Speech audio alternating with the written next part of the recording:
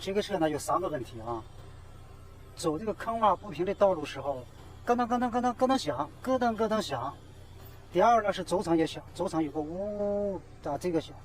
第三呢，我拿下来一看呢，我拿下来一看，它刹车片不行了，它磨没了。我们检查一下啊，这个看看轴承，它这个到底是不是轴承响啊？另外一个咯噔咯噔响呢，看是什么响。我们先把它拆一拆。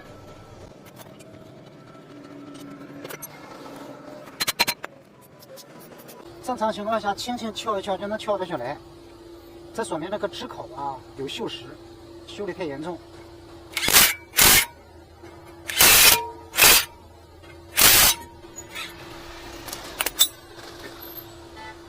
就是这个支口锈得太严重，这个支口和这个支口锈得太严重。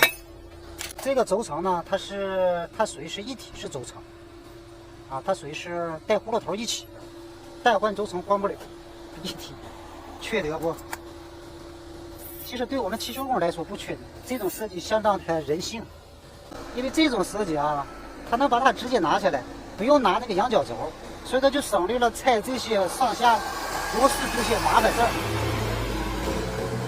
先转不出来，我们拆一下看看，拆下来看看它到底是不是它响。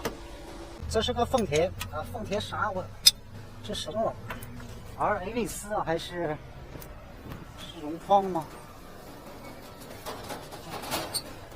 ？RAV4，我这拆了一大堆，还不知道是啥车。有很多车就是这种设计，咯噔咯噔响，这个毛病找到了啊！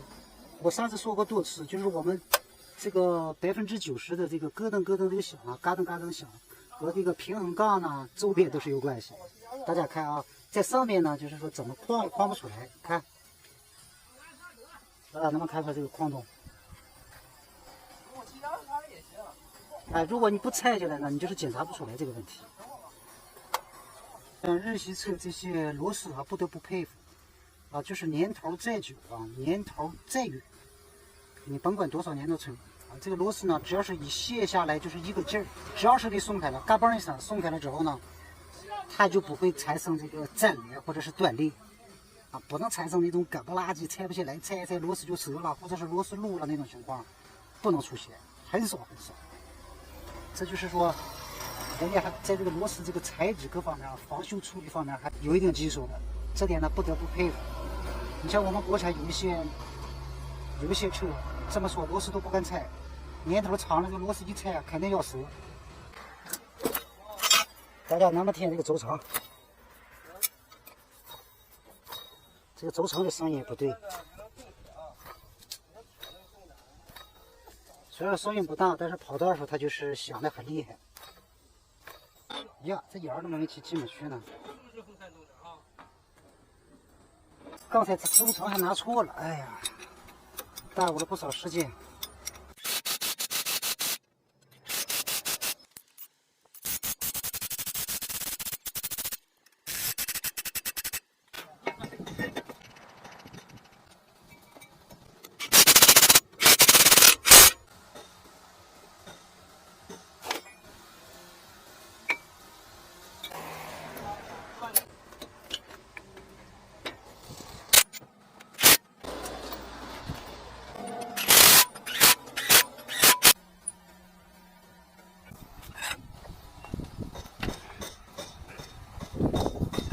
怎么说呢？还是手动挡开的舒服一些。